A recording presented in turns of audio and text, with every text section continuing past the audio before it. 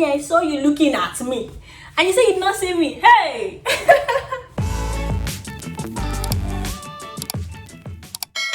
What's up, you guys? Welcome back to my channel. Tell me why I'm screaming. Okay, if you guys are new here, my name is Jaylene, and if you're a returning subscriber, thank you for not giving up on your girl. What was that just now? Well, okay, you guys. Well, in today's video, I'm going to be giving you guys a full gist of my first heartbreak. You know how they say, "Gbogbo alama jet breakfast, imiti jet breakfast me." So you may be next. Who knows? But me, I've eaten my breakfast in the past. I don't want any more breakfast. Thank you. So yeah, I'm going to be giving you guys the full gist, how it happened. I won't be mentioning names, of course. I won't be mentioning the person's name, but I'll tell you how it happened. First things first, how did I miss this guy? How did I come across this human being? Okay, so we were in our first year at the time. At the end, we were basically at the end of the first year, but he was one of my friends, one of my close friends, and I don't know how we started talking, but my close friend was in a different department than I was from my department. So I was like in economics department because that's what I studied, and he was in a different department, but we were in the same college, right? So we used to see a lot of the times because we still had so many courses that we were taking together. And then when I sit beside my friend, he's also beside my friend because he's my friend's friend, like I said. So I don't know, maybe we'll talk sometimes. He'll come up in conversations. I mean, we'll just talk as a group, kind of. If you went to Crawford, you're probably already putting two and two together, but that's okay, I don't care. So like I was saying, we were taking the same courses, so sometimes we sit in class together.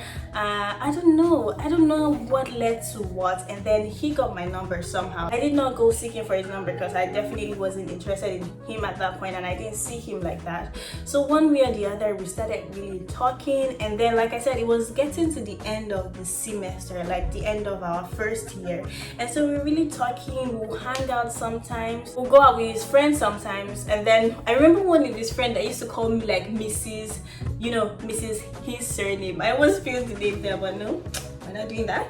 So he'll call me Mrs. his surname, and I'll be like, yeah. I used to be so excited, but I tried not to let that show too much because like you have to play hard to get small now. So I remember always just seeing my friend that yes, we're going to be power couple or couple girls. By the time we resume second year, I would have leveled up. And he too, he would have leveled up, and then we'll be the power couple for school. In my head, everything was in my head.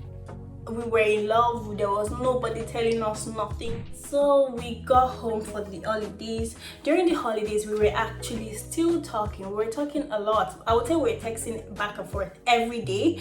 We'll be on the phone sometimes. I don't think there was WhatsApp video call at that time, but we always found ways to communicate and talk, right? And I think it got to a point that he'll call me. We'll finish talking, and he'll be like, "Oh, I love you," and me too. I'll say, "I love you too."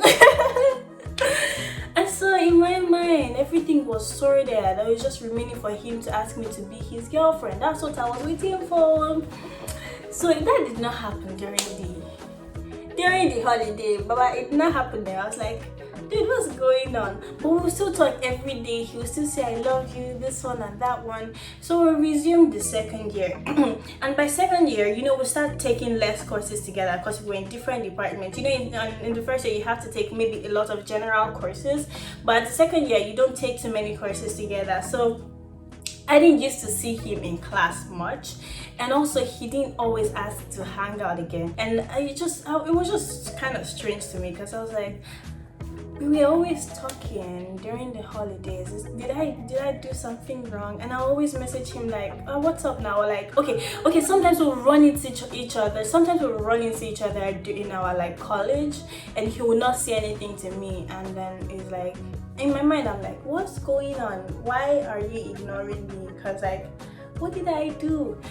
I wasn't thinking what did I do. I was just like, why are you ashamed of me? I used to think like that, like, is he ashamed of me? Does he not want to talk to me or something like that? So I'll text him maybe when I get back, when we get back to the hostel and stuff, and then I'll text him, and then he'll reply. I'll be like, "Oh, sorry, I did not see you."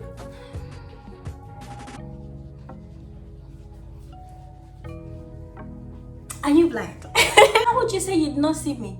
I saw you. We were less than 2 feet away from each other. Me, I saw you looking at me. And you say you did not see me. Hey! Okay, so I was so annoying that why would you not want to talk to me?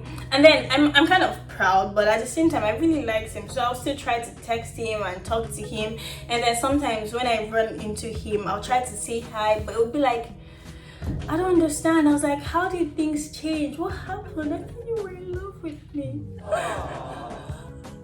So, you know, like I said, we were drifting apart and I wasn't happy about that. And I was just wondering what was happening and I would be so sad about it. And then I remember talking to my best friend, because we were roommates at the time, even in 100 level. I'll talk to my best friend like, what's going on? Like, no, I'll really just tell her what's going on, that I'm not happy. Well, I saw him today, he said he did not see me when I saw him looking at me, stuff like that. So I'll tell her what's going on.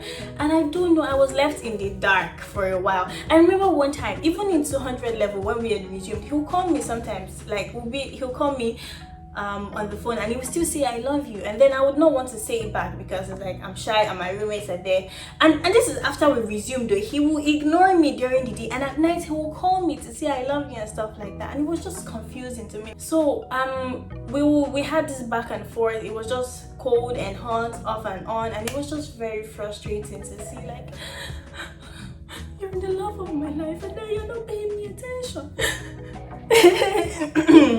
So I don't know, did I get used to it? I don't know if I got used to the on and off thing, but before long, someone had told my best friend that I was roommates with that oh, that guy he's dating someone in 100 level. So he's dating one of the freshers, like the new student. And I'm like, in my head I was confused, I was blown. I was like, what is going on? I remember when she was telling me the story, I was putting on this bold face like, wow, that's not nice, something.